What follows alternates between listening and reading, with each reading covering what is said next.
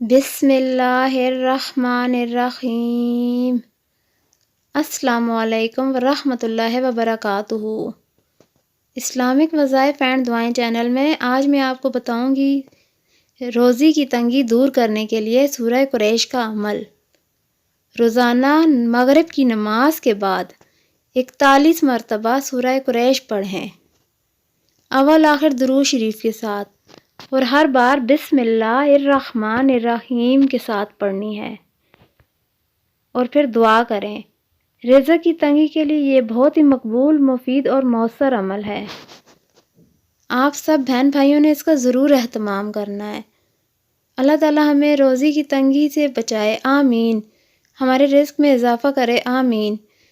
اچھی بات آگے پھیلانا صدقہ جاریہ ہے۔